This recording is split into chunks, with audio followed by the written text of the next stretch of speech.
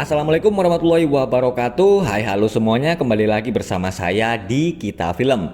Di video kali ini saya akan membahas alur cerita sebuah film Cina yang berjudul Snake Revenge Snake Island Horror. Tapi seperti biasa ya, sebelum kita menuju ke alur ceritanya, pastikan teman-teman sudah subscribe channel ini dan jangan lupa like dan komen. Film diawali oleh sekelompok tentara yang sedang berada di sungai di tengah hutan. Tiba-tiba seekor ular naik ke atas rakit. Ketua mereka yang bernama Kapten Lee lalu membunuh ular itu. Pemilik rakit yang juga adalah penduduk setempat berkata kalau itu akan membuat dewa ular menjadi marah. Tidak berapa lama puluhan ekor ular dan buaya kemudian datang. Tapi ada sesuatu yang lebih besar sedang berada di bawah mereka. Seekor ular raksasa muncul dan menyerang para tentara itu. Kapten Lee dan beberapa anak buahnya yang masih hidup segera naik ke daratan dan berlari masuk ke dalam hutan. Tapi ular raksasa itu terus mengejar dan memangsa mereka satu persatu. Beberapa tahun kemudian, dua orang dari majalah geografi yang bernama Li Tong dan Gu Qiu menemui satu-satunya tentara yang berhasil selamat dari serangan ular raksasa waktu itu. Dia bernama Kapten Chow.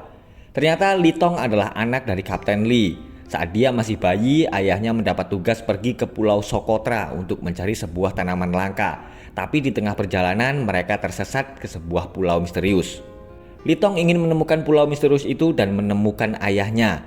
Kapten Chow lalu bercerita kalau dulu saat dia sedang dalam bahaya, ada seorang gadis kecil yang datang dan menyelamatkannya.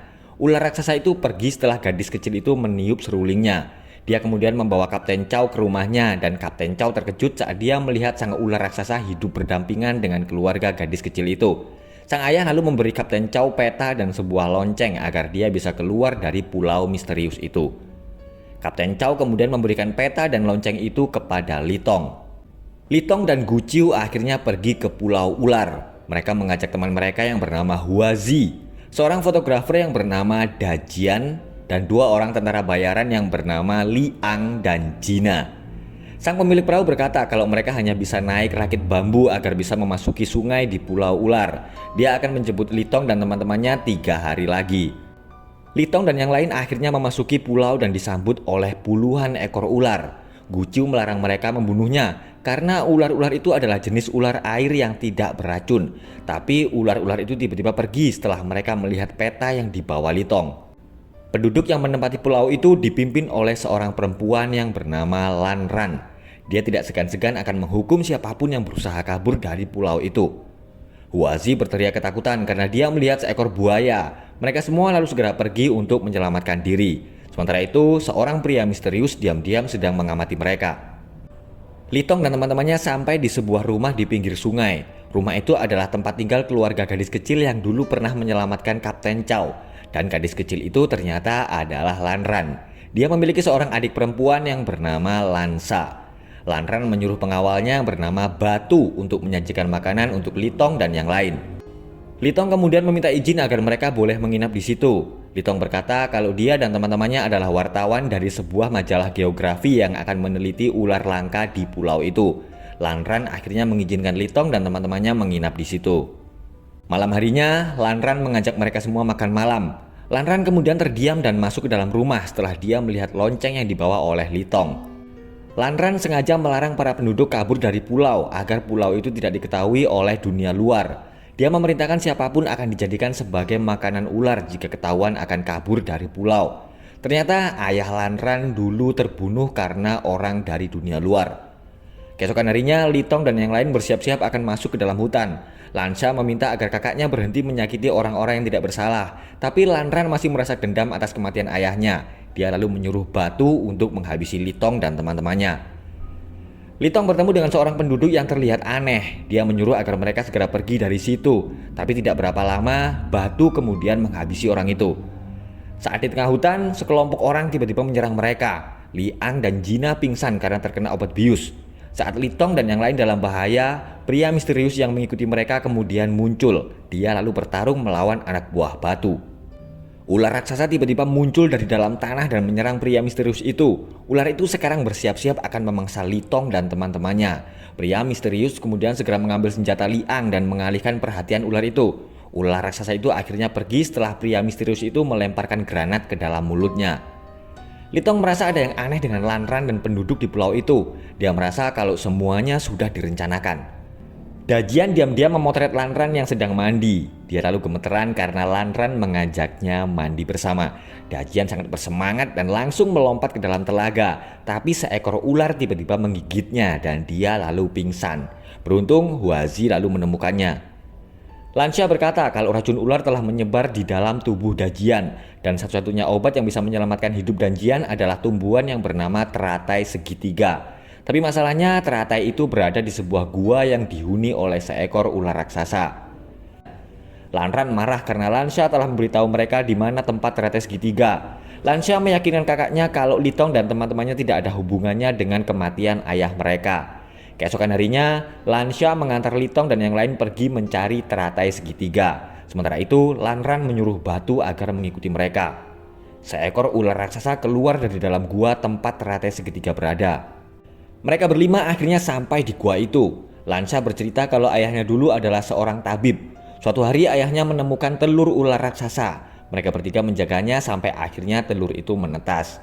Ayahnya lalu dibunuh oleh para penduduk desa karena telah dianggap melindungi orang asing yang akan menyerang desa mereka. Lancia ingat ayahnya pernah berpesan agar mereka selalu membantu siapapun yang butuh bantuan, tidak peduli itu orang asing atau bukan. Dia lalu berkata kalau kakaknya memang sudah berencana akan membunuh mereka. Mereka berlima kemudian akan turun ke dasar gua, tapi Batu diam-diam menembak Liang dengan obat bius. Lancia melihat teratai segitiga, sementara itu Batu sedang berusaha memotong tali. Pria misterius tiba-tiba datang dan menyerang Batu. Guciu berhasil memetik teratai segitiga, tapi tali tiba-tiba putus. Mereka berempat sedang berada dalam bahaya. Guciu menyuruh Huazi segera memotong tali agar mereka berempat tidak jatuh, tapi ternyata mereka sudah dekat dengan dasar gua.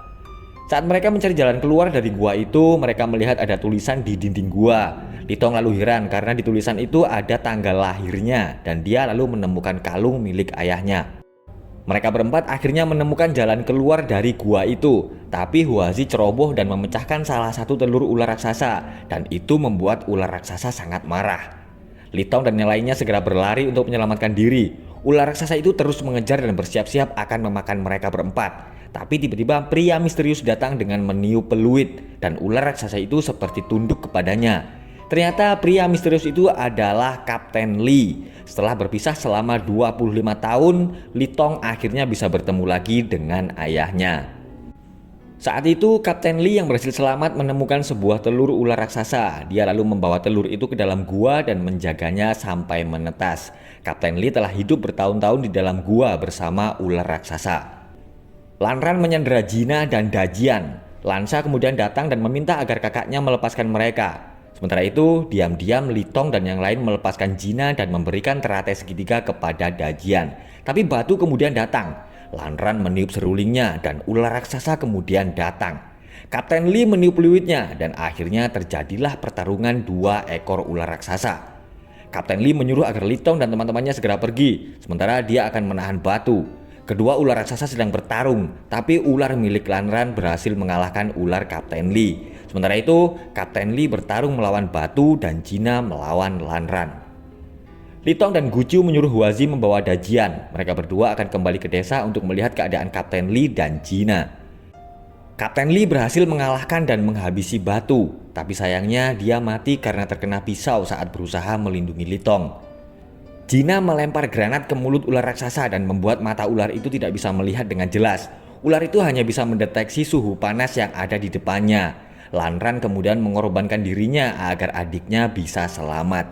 Dia akhirnya dimakan oleh ularnya sendiri. Ular raksasa itu ternyata masih belum kenyang dan akan memangsa mereka berempat. Tapi ular itu tiba-tiba ketakutan dan pergi. Ternyata ada ular yang lebih besar keluar dari dasar danau. Dialah yang disebut para penduduk sebagai dewa ular dan penguasa dari pulau ular. Lansa akhirnya ikut ke kota bersama Litong dan yang lain, dan mereka berjanji akan merahasiakan keberadaan pulau ular dari dunia luar, dan film pun berakhir. Oke guys, itulah tadi alur cerita dari film Cina yang berjudul Snake Revenge Snake Island Horror. Terima kasih sudah menonton, semoga terhibur dan pastikan teman-teman semua sudah subscribe channel ini untuk alur cerita film berikutnya. Wassalamualaikum warahmatullahi wabarakatuh.